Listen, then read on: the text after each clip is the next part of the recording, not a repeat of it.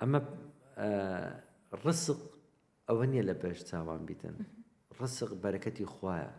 مهرەبانی ئەو کاتێک کە پێغەمبەر صلی الله عليه وسلم لە خەو بینیم گوتی مهرەبانی تەواو دەکەی، خەستەخانەکەی تەواو دەکەی، ئەو کاتی وەزعم زۆر زۆر خراپ بوو، خەڵکەکی زۆر قسەی پێدەگوتم، پشتی زۆر مابوو هەر نەمفرۆشت بوو، پارەشم نەبوو، هەیکەلم تەواو کردبوو، پارێتە چیزیشم نەبوو.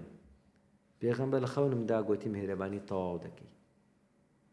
کاتێک کە لە خەوێ قید بوومەوە یەکسەر لە خەوێ ڕاپەڕیم گوتم کو تەواوی دەکەم، کو تەواوی دەکەم. ئەو پرسیارە لە خۆم کرد، یعنی کە لە خەوێ کە پێغەمبەری نازا دووجار لە خەونم دیتیا ئیشاءالله بەدەستی مبارەکی ئاوی کەوتەر دەخۆین.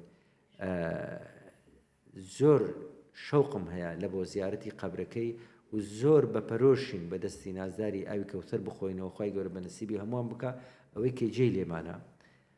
بەڵام ئەمن نازانم کو، نەمدەزانی کو تەواوی دەکەم، بەڵام تەواوم کرد الحەمدولیلا. نەمدەزانی 50 دەفتەری MRI کۆ دەبیتەوە کە MRI دەکڕم.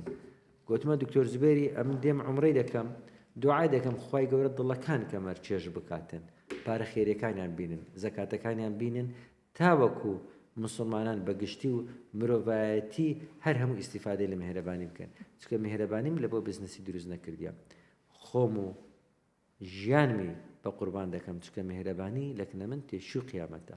لێیەکە نەماندی دەبین، نەپەشیمان دەبینەوە، نەکۆڵ دەدەین، نەسار دەبینەوە بە قسەی کەس. 1000 کەس شعرم لەسەر برێتن، 1000 کەس لە خوتبەی باسم بکە، 1000 کەس دوعای خێر بکە، ملیۆن کەس دوعای خێر بکە، دەرم خوای گەورە ئەجرتان دەداتەوە. 10,000 کەس قسەم پێ برێتن تەسیرم تێ ناکاتن، چونکە ئەگەر سەیەک قەمپارت لێ بگری ناچی قەمپار لە سەیەکەی بدەیەوە، برێ تۆری خۆم دەکەمەوە، تێری ناکەینەوە.